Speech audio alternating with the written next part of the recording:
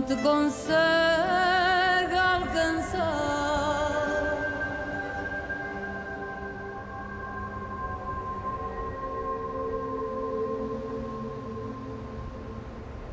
Depois da Revolta da Madeira nunca mais o vi. Nunca mais o vi. Ao menos ouves o vento,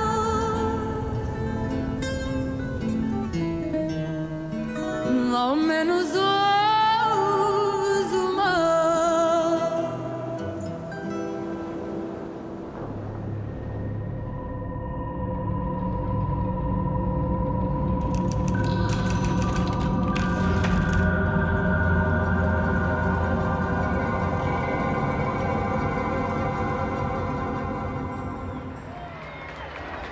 Nos primeiros anos da ditadura militar, os moderados ganham ascensão no regime, especialmente depois do falhanço do golpe fascista, conhecido pelo golpe dos fifis. Vicente de Freitas lidera esta facção e ascende ao cargo de presidente do Conselho de Ministros.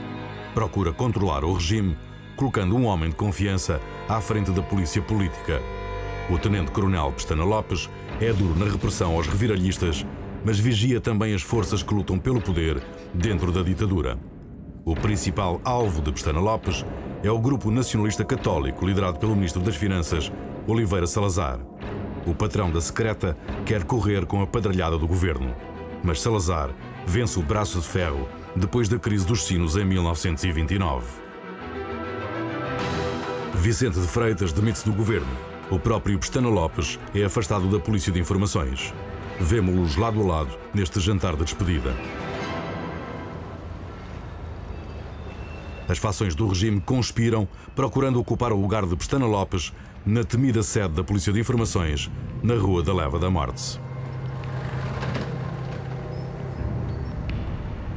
Por influência do comandante Ferreira do Amaral, é escolhido pela primeira vez um comandante da PSP de Lisboa. Descobrimos-lo discreto nesta foto tirada no pátio do Governo Civil de Lisboa. O capitão José Baleizão do Paço, colega de Lourenço e Catela, futuros diretores da PIDE, será o delegado especial do governo junto da Polícia de Informações. O processo militar mostra que Baleizão do Paço era uma pessoa intratável, com um currículo de conflitos e até uma acusação de estupro nos Açores. Paço não hesita em empregar a força sempre que tem que resolver problemas de ordem policial. Magalhães Godinho foi dos primeiros a ser interrogado pelo novo diretor-geral da Polícia Política. Havia uma sessão que seria uma homenagem a António José de Almeida, que tinha morrido há pouco tempo. E nós tínhamos uns tantos combinado para fazer um desacato ao Carmona, para fazer uma vaiada ao Carmona. Começámos aos vivas à República, à liberdade, morras à ditadura, viva o Exército e a Marinha Republicana, a baixa reação. Enfim, estas coisas normais em atos daquela natureza. Desatar-nos à bordoada, nós não tivemos outro remédio, senão nessa altura, cada um fugiu para o seu lado. Fomos para o Café Itália, que era na rua 1º de Dezembro. Conseguimos, e estávamos ali sentados, convencidos que já estávamos safos.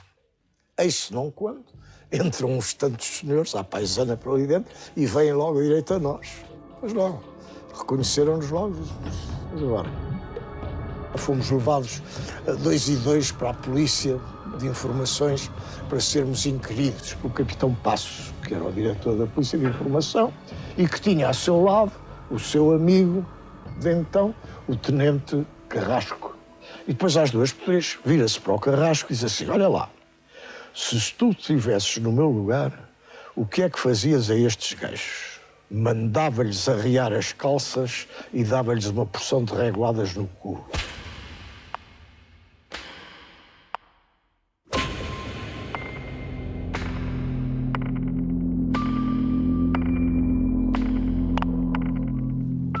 O autoritário José Baleizão do Paço assume a tutela da Polícia Política e passa a esfiar o irmão Francisco, que já pertencia ao corpo de agentes.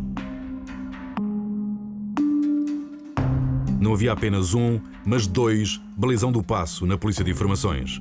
Facto que confundiu muita gente, até historiadores.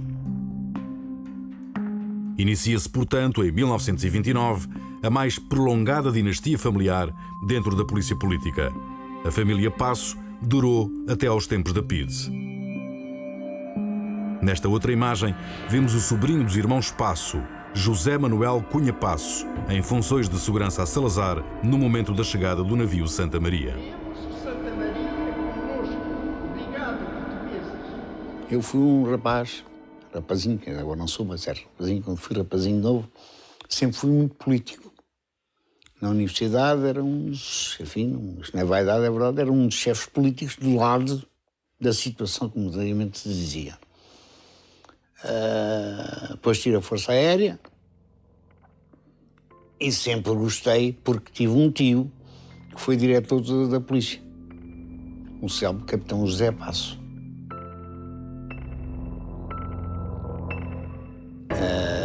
Célebre não é que fosse célebre, mas era uma pessoa que de facto não era muito conhecida e, portanto, não.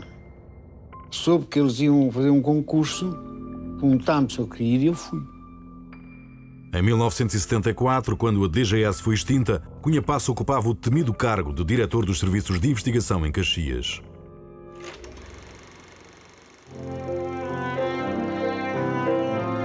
Em 1930, Lisboa é filmada por Leitão de Barros como uma cidade tranquila, entre o pacato e o anedótico, mas só aparentemente calma.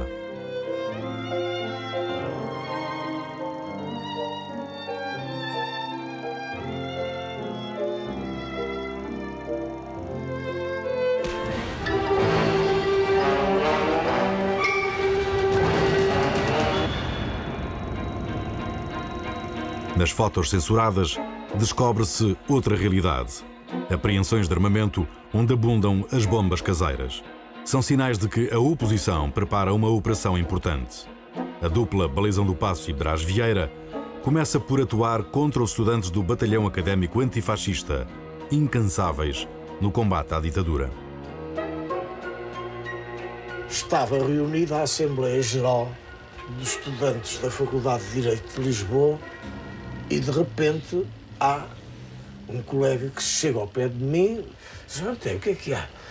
Pá, esta madrugada foram prender os Chico Mendes, foram a casa, prenderam e levaram, não sabemos onde ele está, era a PIDE, PIDE não, que ainda não era PIDE nessa altura, ainda seria Polícia de Informações, talvez. Eu assumiu a presidência e deu uma palavra, eu expliquei, acabo de saber isto assim, eu proponho que se nomeie uma comissão para ir ao Ministério da Instrução, que era já nessa altura no Campo de Santana, portanto ao lado da faculdade, praticamente. Nós queremos ser recebidos imediatamente, o Sr. Ministro tem que nos receber, nós arrombamos o que for preciso, mas isto não... mas ele não está, não está. E houve nessa altura um contínuo que disse: o Ministro fugiu pelas terceiras. É claro que isto deu tempo a que chegassem os caminhões com a Guarda Republicana e a polícia. E então cercaram aquela brincadeira, prenderam-nos, levaram-nos para o Aljume. Chegámos ao Aljume, fomos para uma sala, para a sala 1, e de manhã, madrugada, seriam umas 6h30 da manhã, 7 horas, o próprio diretor da polícia, que era o Sr. Tenente Brás Vieira, entra na sala 1 e diz: senhores, eu quero dizer-lhes que o vosso colega Francisco Mendes já está em casa, já saiu, já é solto, ou foi um equívoco e tal, o problema está resolvido e os senhores vão também sair em liberdade e tal. Sair em liberdade, que enfim, coisa. E nesta altura o Artur de Santos Silva, que tinha ficado deitado na tarimba, levantou-se e disse assim: fique sabendo que eu nem para ir às aulas me levanto a estas horas. Portanto, se me quer soltar, venha cá ao meio-dia. E virou-se para o outro lado. As prisões não abalam, portanto, a rebeldia dos estudantes. Eles serão o sangue novo que irá dar fogo à oposição reviralhista.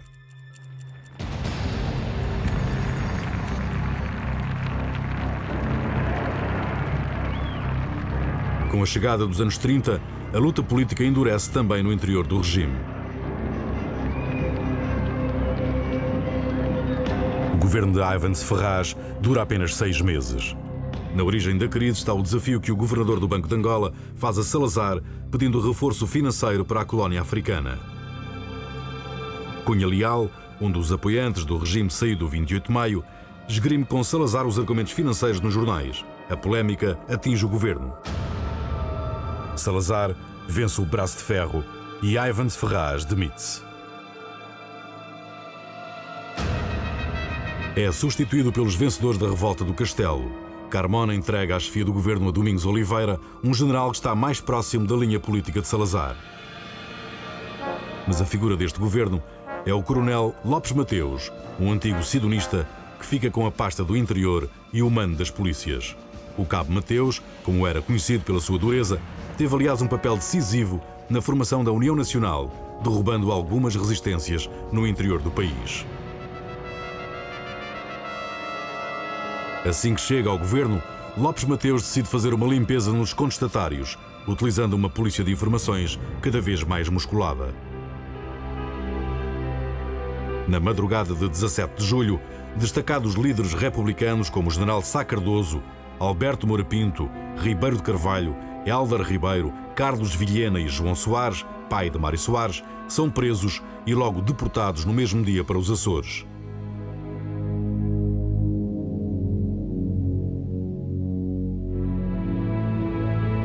Mas esta vasta operação terá sido uma forma de desviar a atenção da prisão de Cunha Leal.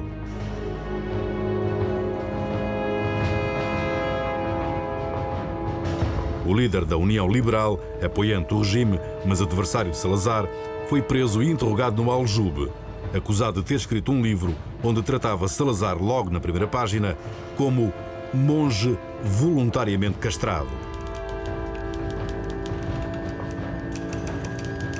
Cunha Leal é também deportado para os Açores. Em julho, até o monárquico e integralista coronel João Almeida é temporariamente preso, acusado de conspiração contra o país. Durante o ano de 1930, havia, portanto, uma grande concentração de exilados nos Açores. Na ilha de São Miguel encontra-se também o já conhecido Tenente Manuel Correia. Mais uma vez, Correia consegue iludir a vigilância da polícia, escondendo-se clandestinamente num barco. Desloca-se para a Espanha e instala-se com nome falso junto à fronteira com Portugal. Quando era em Badajoz, a gente estava ali em Badajoz. Quando era em Madrid, a gente ia a Madrid.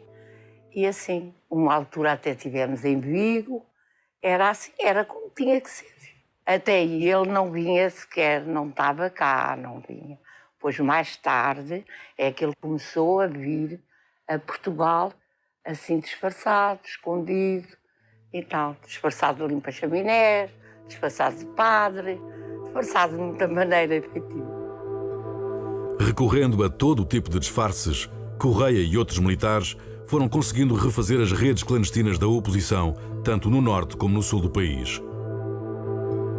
O problema dos reviralhistas é que, afastados dos quartéis, precisavam de dinheiro e armas para a Revolução Armada.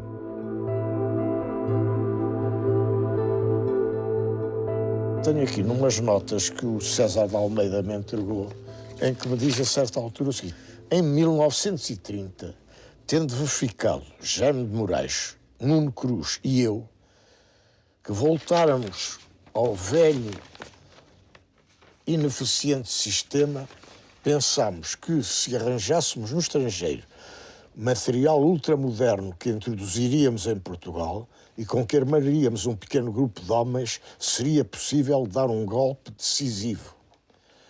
Tratámos do assunto em Paris com o presidente Bernardino Machado e o Dr. Afonso Costa. Entretanto, arranjou-se o dinheiro necessário para financiar a operação. Em março de 30, parti com o Jaime de Moraes para Berlim, onde comprámos o material sofisticado de que necessitávamos. A primeira parte desse material chegou a Lisboa, sendo distribuído por várias residências de correligionários. Em junho de 1930, o Comitê Revolucionário liderado por Jaime Moraes consegue então fazer entrar no Porto de Lisboa 43 caixas de armamento de guerra, com a colaboração do despachante da alfândega, João Barreto Monteiro. A missão secreta do Tenente Manuel Correia é receber as armas e espalhá-las pelo país. Mas os conspiradores são traídos mais uma vez. Em dezembro, a Polícia de Informações apreende num armazém de vinhos de Lisboa 400 bombas e 25 pistolas. E a polícia descobriu como, ao descarregarem os contentores, fez aquilo que eu mais tarde tive que fazer, quando estive na polícia, fazer cair um contentor. Para o contentor bater no chão, abrir-se e a gente ver que tinham culatras de pistola, culatras de espingardas, culatras de metralhadora. Cada caixa de 300 quilos tinha isto lá dentro. Houve qualquer coisa que levou a polícia a desconfiar que a coisa teria mesmo entrado como se fosse legítima, mas como sendo uma coisa diferente, e prenderam esse Barreto Monteiro. Porque foi ele que deu saída pela alfândega.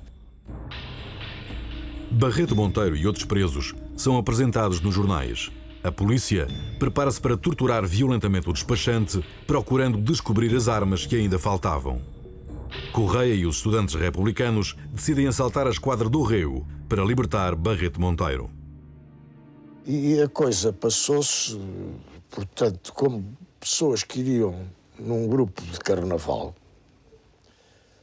se apresentariam em frente da esquadra, e o Manuel Mendes dirigir-se-ia ao polícia de sentinela com um cigarro na boca a pedir-lhe se ele tinha um fósforo ou um isqueiro para acender o cigarro. Queria fumar, estava danado para fumar e não tinha.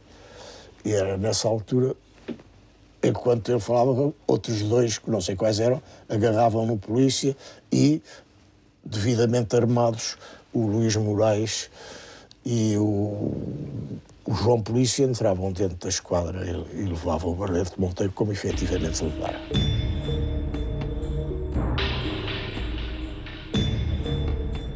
Correia e os estudantes conseguem libertar Barreto Monteiro, ajudando-o a fugir para a Espanha. Mas o tenente Correia teve pouco tempo para comemorar esta pequena vitória. Dias depois, é mais uma vez apanhado, traído por um sargento de infantaria que estava feito com a polícia secreta. Manuel Correia foi atraído para um encontro conspirativo no Jardim Constantino, em Lisboa, mas quem o esperava era Baleizão do Paço. Correia foi mais uma vez levado para a prisão política do Aljube. Estive no Aljube. Nós tínhamos um apito até. Quando passávamos, apitávamos, ia lá de cima e à janela, dizia-nos adeus, a gente dizia a ele e tal e coisa, e pronto. Até era engraçado.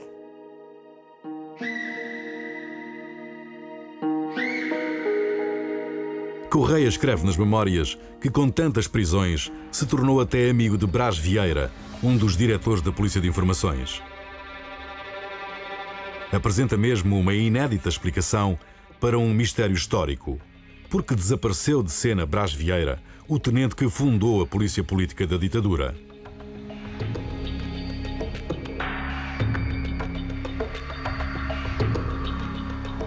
A exoneração é estranha porque acontece depois da descoberta da rede de armas da oposição. Brás Vieira é inclusivamente condecorado pelo Presidente da República. O século assinala que Carmona visita mesmo Brás Vieira na sede da Polícia de Informações para lhe agradecer publicamente. Mas, estranhamente, a 4 de janeiro de 31, o diretor da Polícia Política é demitido e desaparece da vida pública portuguesa. O que terá acontecido? Correia relata nas memórias que Brás Vieira foi ter com Carmona propondo uma amnistia para os oficiais envolvidos nas conspirações. Salazar sabe do encontro e mexe influências para afastar Brás Vieira, que é exonerado. O capitão Baleizão do Paço passa a diretor da Polícia de Informações. São sinais de que a luta pelo poder dentro do regime está ao rubro.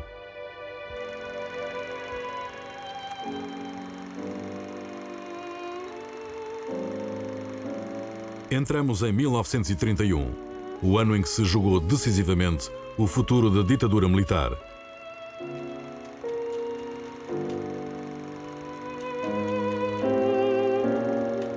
A grande depressão financeira de 29 é agravada pela crise do café no Brasil, que faz diminuir de forma drástica as receitas dos imigrantes, principal fonte de subsistência para muitas famílias portuguesas. Em 1931, são inúmeras as reportagens sobre a fome e a contestação que alastra no país. Mas nada vem nas primeiras páginas dos jornais.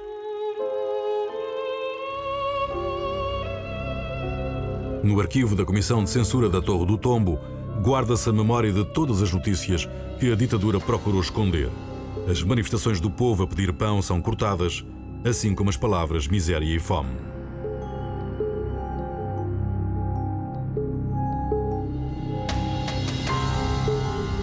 Como habitualmente, as Ilhas Atlânticas são as primeiras a sentir a crise económica e a sofrer com a fome. Na Madeira surge a 26 de janeiro um decreto que agrava o monopólio do comércio dos cereais e aumenta o preço do pão. Surgem as primeiras revoltas e greves.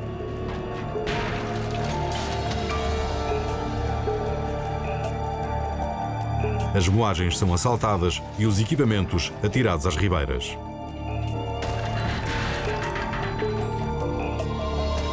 O governo envia para a ilha um batalhão com tropas de caçadores 5 e de metralhadoras 1, as mais fiéis da ditadura, comandadas pelo coronel Silva Leal. Silva Leal não só recorre à força para controlar os motins civis, como deporta para a África os responsáveis por esta revolta da farinha. Indignados com a violência empregue, 2 oficiais subalternos de Silva Leal preparam uma insubordinação nas tropas do governo. Juntam-se à conspiração conhecidos oficiais da oposição que já viviam deportados na Ilha da Madeira. A história da revolta é-nos contada pelo capitão Carlos Vilhena. A revolta da Madeira é o seguinte: eu fui deportado nos Açores e depois fui para a Madeira, deportado. Estava na Madeira. O meu amigo Pélico, o meu amigo Camões e mais 2 oficiais foram para lá para dominar uma greve por causa do pão. Aquele povo da Madeira vive na miséria, na desgraça. E os oficiais, que eram meus amigos, começámos na conspiração, numa hipótese de revolta em Lisboa, a gente se revoltar. Mas começámos na conspiração com ligações já nos Açores e na Guiné, que estávamos em transmissão com eles, para fazer uma revolução perfeita. Esta revolução perfeita seria feita com levantamentos em todas as colónias. No entanto, os acontecimentos precipitam-se na Madeira. Eu recebi um telegrama do Ribeiro de Carvalho a dizer que não nos revoltássemos, que a revolta ia seguir a Lisboa. Mas as pressões, o Camões e o Pélico estavam ameaçados de serem deportados também. De maneira que se fez a revolta. Tivemos uma reunião e eu disse na reunião: recebi este telegrama para a revolta não ser feita. Mas se vocês se revoltam, eu sou o maior entusiasta, porque não se compreende que estando aqui deputado que haja uma revolução contra a ditadura e eu não entro com todo o meu entusiasmo.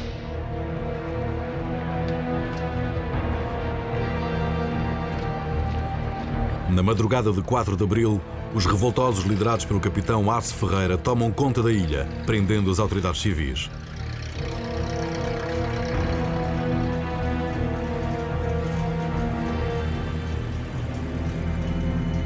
O general Sousa Dias, que também vivia exilado na ilha desde o 3 de fevereiro de 1927, é convidado a liderar a junta governativa.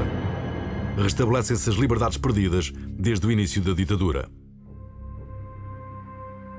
A junta avisa Lisboa que só obedecerá a um governo democrático que convoque eleições livres.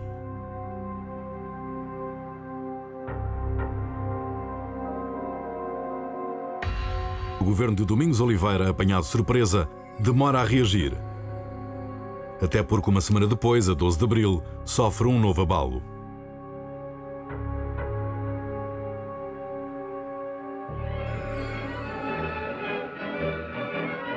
Em Espanha, as eleições autárquicas dão a vitória aos republicanos nas cidades mais importantes como Madrid e Barcelona. O rei Alfonso XIII abdica e segue para o exílio. A monarquia espanhola dá lugar à Segunda República e a uma experiência democrática que só terminará, e de forma sangrenta, depois da Guerra Civil.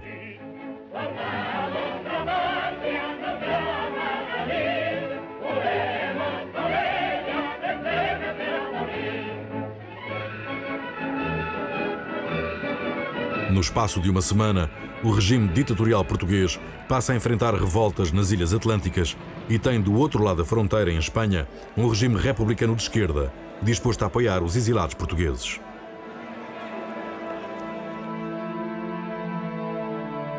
Na Madeira, os revoltosos aguardam que os companheiros do continente peguem também em armas para depor o governo e completar a revolução.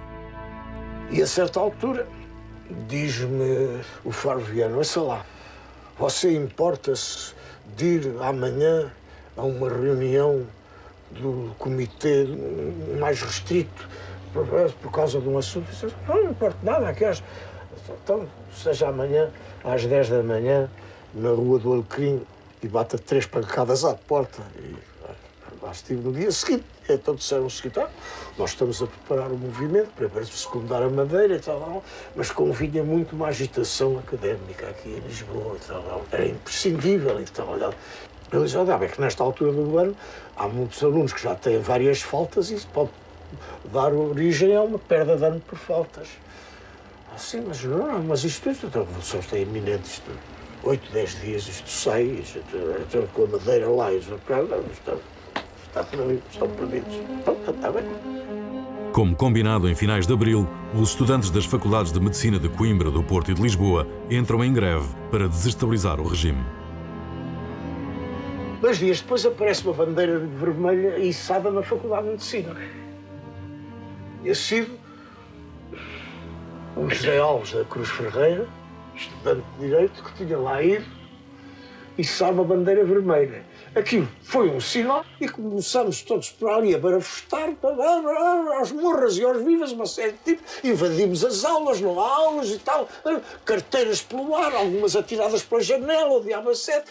Foi o fim do mundo, foi o fim do mundo. E é claro, o fim do mundo, veio a polícia, veio a tropa, veio tudo. Agora todos os levou um tiro. A GNR cerca a Faculdade de Medicina e a Polícia de Informações invade o edifício perseguindo estudantes à bastonada e a tiro. A bandeira vermelha foi rapidamente retirada, mas enlouqueceu a ditadura.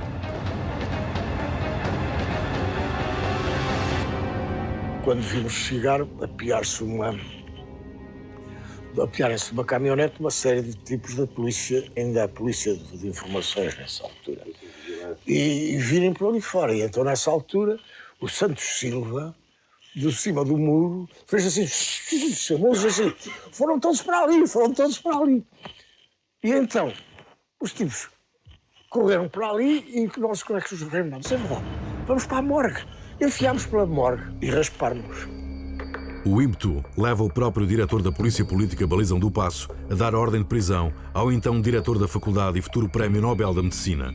O professor Egas Muniz, republicano conservador e simpatizante do regime, conta nas memórias que passou uma noite no Limoeiro por conta de um capitão enfurecido. O ministro da Educação decreta então o encerramento da Universidade em Lisboa. No Porto, os estudantes da Faculdade de Medicina também radicalizam as greves. Para mim aquilo era só agitação política, ditadura, queria ser uma democracia, derrubar o governo, não é nada. A Polícia de Informações, recorrendo mais uma vez à força, invade uma Assembleia Geral de Estudantes na Faculdade de Medicina do Porto. Entrou um oficial, que parece que era capitão, juntamente com bastantes polícias, e que mandou evacuar pura e simplesmente a sala. A evacuação, ninguém se mexeu, mas eles começaram a chanfalhada e, portanto, a mesa estava no fundo da sala. Foram esses que começaram a apanhar as primeiras chanfalhadas. As chanfalhadas levam alguns estudantes em fuga a caírem desamparados de um varandim no 3º andar. João Martins Branco morre de traumatismo craniano. Pela primeira vez, uma morte provocada pela polícia política não pôde ser abafada e escandaliza o país. Aquilo passado minutos, já toda a cidade, mesmo juntou-se muita gente, ali na zona do hospital, e o funeral depois foi 2 ou 3 dias depois da autópsia, não é? E foi uma manifestação cívica do maior que eu tenho visto na minha vida.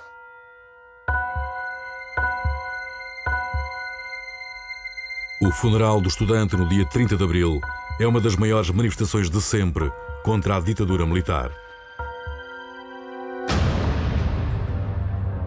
Mas os oficiais reviralhistas não conseguem aproveitar o grande protesto estudantil. Em Lisboa, nas manifestações do 1º de Maio, rebentaram algumas bombas destinadas a provocar o caos. Mais uma vez, a Polícia de Informações anula os tumultos, detendo os bombistas.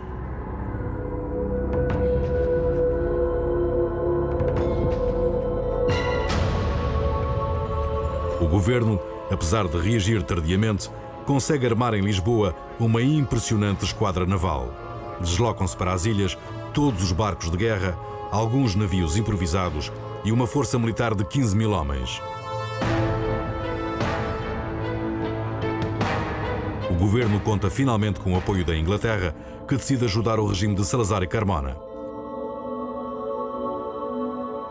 Navios de guerra britânicos, ancorados no Tejo, transportam tropas portuguesas para a Madeira.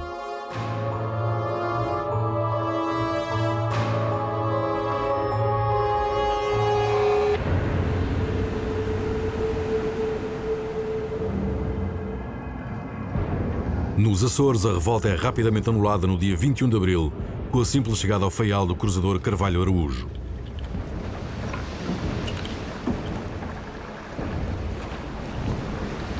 Os revoltosos, na maioria deportados políticos, sem apoio das guarnições militares, rendem-se ao ver nos ares os hidroaviões de guerra do improvisado porta-aviões.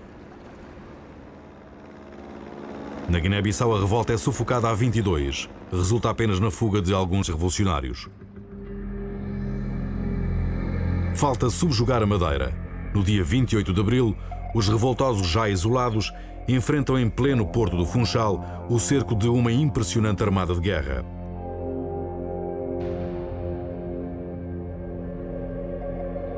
O desequilíbrio de forças é total, mas a junta resiste aos bombardeamentos que provocam as primeiras mortes. O que os leva a persistir é um mistério. José Magalhães Godinho adianta uma explicação. Tivemos notícia de que uns guardas-marinhas e segundos tenentes nossos conhecidos, rapazes estudantes, que iam nessa expedição. E eu fui dizer ao capitão Faro Viana, olha que nós temos um contacto com esta gente, coisa, você não quer falar com eles? O capitão Faro Viana a todos dizia o seguinte: em que barco vai? Eles diziam: vou no barco tal. Bem, então você vai para bordo e vai ver que depois de sair a barra, quando já estiver já no alto mar, um oficial abeira-se de si e há de dizer, por exemplo, agora não me lembro qual era a frase, mas dizia, por exemplo, está uma noite porreira. E você responde: acho que há poucas estrelas. Por hipótese era isto. E, portanto, falam à vontade, porque você já sabe, ele segue as instruções que eles dão. As instruções visavam amotinar a tripulação da frota de guerra. Mas as forças do governo agem rapidamente. Um contingente liderado pelo tenente Jorge Botelho Muniz consegue desembarcar no porto de Machico. Após uma rápida incursão pela serra, as tropas da ditadura entram vitoriosas no Funchal. A junta militar rende-se a 2 de maio. Desiste de esperar pela amotinação das tropas planeada em Lisboa. Foi derrotada à Madeira, não saiu aqui movimento nenhum, regressou a esquadra e nós falámos com os tipos que tínhamos levado ao capitão Faro Viana. Não? Nunca nos apareceu ninguém a dizer coisa nenhuma, que estava uma noite porreira. Nós tivemos que dizer que havia poucas estrelas. O general Sousa Dias é novamente derrotado. Ele e 120 dos revoltosos são deportados para Cabo Verde. O intrépido capitão Carlos Vilhena é um dos poucos que consegue escapar. Fui para a montanha, lá na Madeira, e fugi. Andar toda a gente à minha procura, enfim, eu tinha ali desempenhado um certo papel, e eu fui para o mato. Depois estive escondido na Madeira, mesmo quase no centro, numa casa que não tinha nada, sustentado a banana 5 dias, e ali eu e o meu amigo fizemos o plano para cavar. O irmão do Sardinha compra-nos um barco e às 4 da manhã fizemos ao mar com os pescadores. E lá fomos para Tenerife, 3 dias e 3 noites. Uma madrugada encontro os pescadores, digo assim: onde é Tenerife? Dizia: é ali. Bom, acabou a ciência náutica, direitinho a Tenerife. Depois fui para a Corunha. Estive na colônia há algum tempo, sempre a conspirar.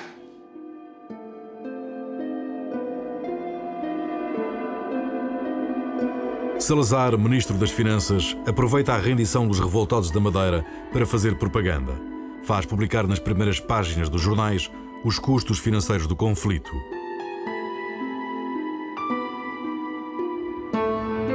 Também a extrema-direita aproveita a vitória para radicalizar o clima político. Os estudantes nacionalistas vêm de Coimbra e preparam uma grande homenagem ao presidente Carmona. Estas manifestações originam confrontos entre estudantes nacionalistas e republicanos de esquerda. Meus senhores, poucas palavras tenho a dizer. As palavras são estas, muito simples.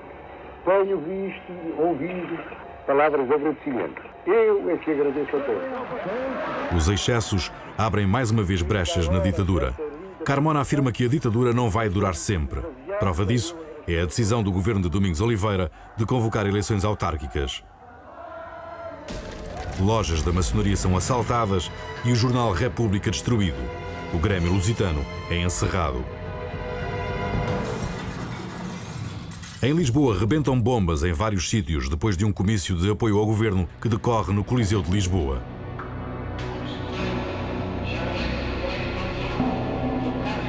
As forças pró-fascistas que apoiam Salazar ainda não dominam o regime e terão exagerado nos assaltos à maçonaria.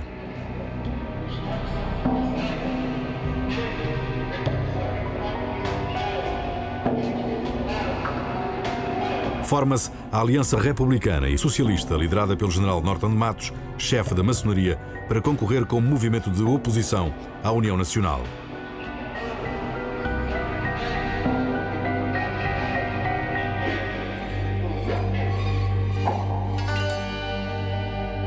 Em 8 de julho, esta imagem mostra a saída de uma reunião histórica entre Carmona e Norton de Matos.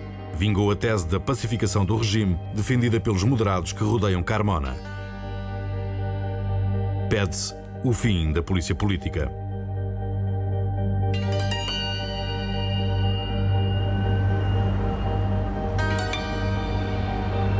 Na Rua da Leva da Morte, na sede da Polícia de Informações, sente-se a ameaça que pesa sobre a polícia.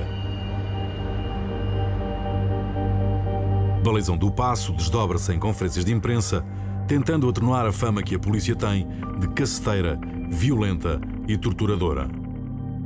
Em junho de 1931, o capitão Paço declara na imprensa que abortou um atentado contra o ministro das Finanças, Oliveira Salazar. Os suspeitos são apresentados nos jornais, um deles em estado deplorável. As fotos apenas confirmam as queixas dos que caem nas mãos da implacável Informa.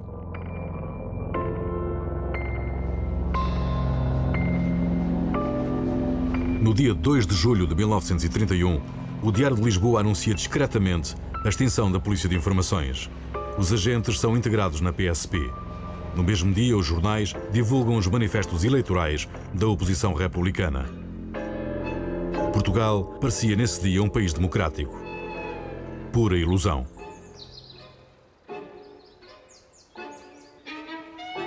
Em 4 anos, a primeira polícia política da ditadura, comandada apenas por militares, superou a ingenuidade inicial e passou a ser um poder temido dentro do próprio regime.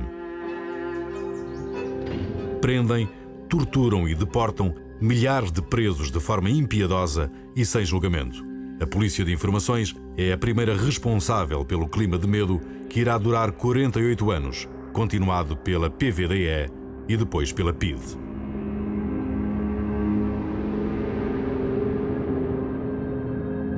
Acaba a polícia política, mas não termina a repressão política em Portugal. Pelo contrário. O tenente Manuel Correia é considerado um preso muito perigoso desde o célebre caso das armas. A ditadura criou o primeiro Tribunal Militar Especial para julgar os conspiradores das armas de guerra, mas a polícia não quer saber do tribunal. Com o processo judicial a meio, são todos deportados para Timor no dia 31 de julho.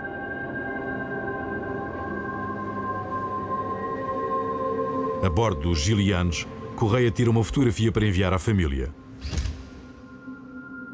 Viajamos com destino a Timor em condições verdadeiramente miseráveis. Instalados, 69 presos no porão da Ré, mal podemos respirar. Somos forçados a lavar a roupa, a louça e a comer o rancho dos marujos.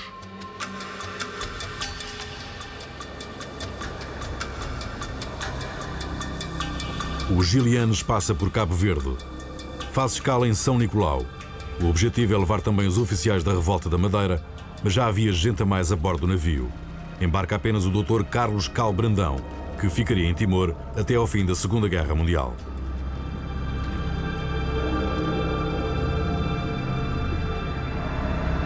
À entrada da baía da cidade da Praia, na ilha de Santiago, fica o Farol.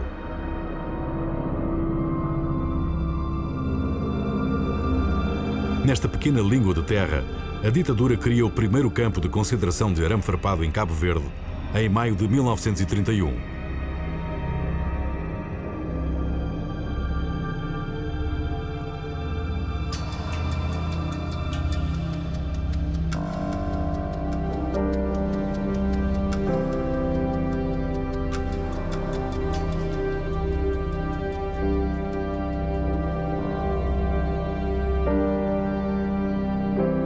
É neste campo de concentração improvisado que o general Sousa Dias é fotografado e identificado ironicamente numa das fotos como o general arame farpado.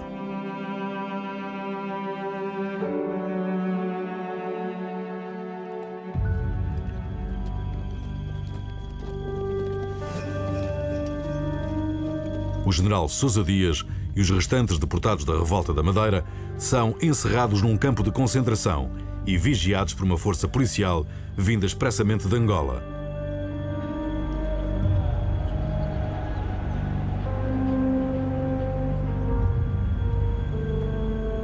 Acaba a distinção entre presos políticos e sociais. Dentro da cerca de arame, trata-se da mesma forma um general e um sargento.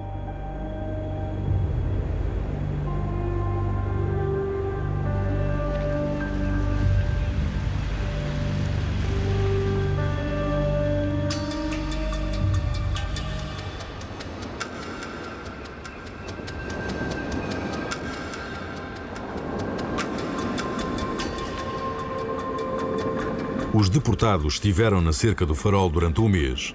Depois são levados para a isolada ilha de São Nicolau, onde raramente passam barcos de carreira, tornando mais difícil a fuga.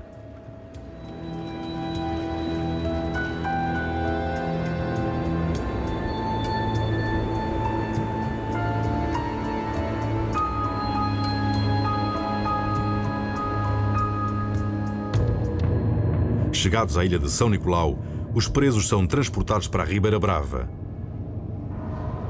A cidade de Ribeira Brava é considerada a Coimbra de Cabo Verde. No seminário escola, formaram-se os primeiros intelectuais cabo-verdianos, mas a ditadura decide transformar o edifício numa prisão. Aqui vemos fotos de alguns dos presos rodeando o general Sousa Dias.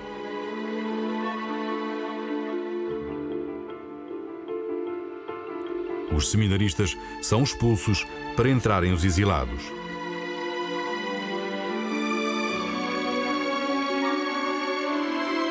« 170 pessoas são colocadas neste edifício, cercado por um muro de 5 metros e guardados por uma companhia de polícias angolanos, acompanhada por 40 guardas civis vindos de Lisboa.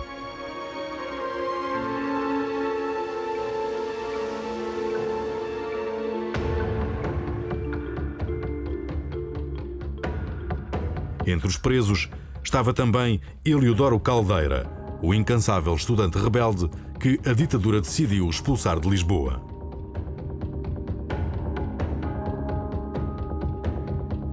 O seminário era considerado um luxo. Em agosto de 1931, a ditadura decide construir um verdadeiro campo de concentração no litoral da ilha de São Nicolau. O local escolhido é uma pobre aldeia pescatória com o curioso nome de Tarrafal.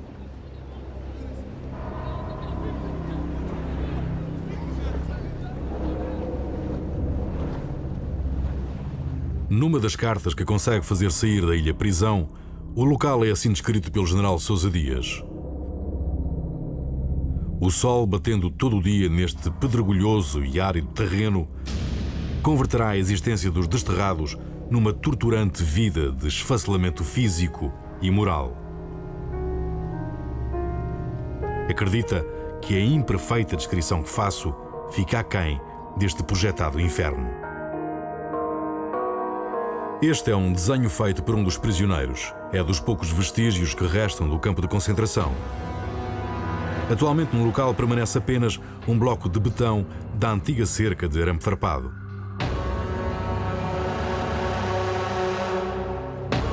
O provisório campo de concentração funcionou até 1936.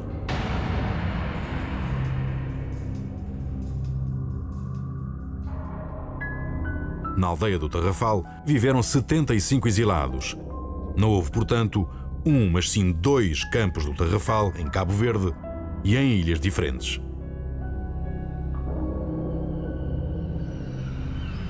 Os oficiais de maior patente não ficaram no campo de concentração.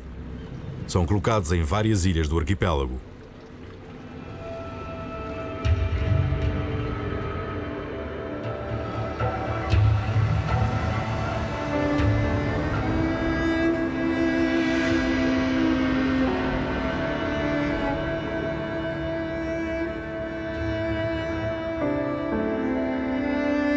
O general Sousa Dias é deslocado para a ilha de Santo Antão. A grande barreira montanhosa do Pico da Cruz será o muro que isolará os deportados. Sousa Dias e Eliodoro Caldeira fazem parte de um grupo de 11 prisioneiros que fica instalado num edifício da localidade de Paúl, transformado em prisão.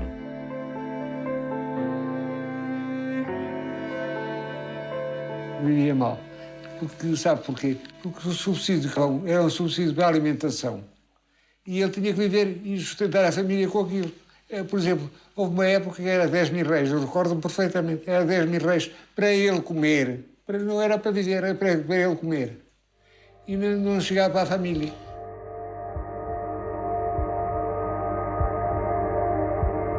Só um ano mais tarde, em meados de 1932, os exilados passam a ter um regime aberto.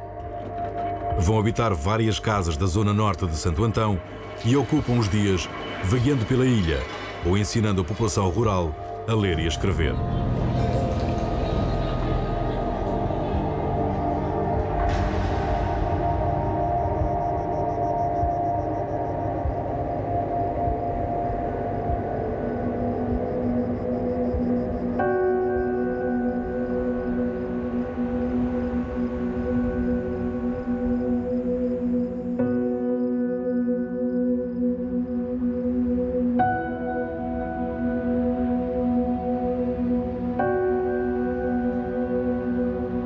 Nos finais de 1932, Sousa Dias é transferido novamente, desta vez para a ilha de São Vicente.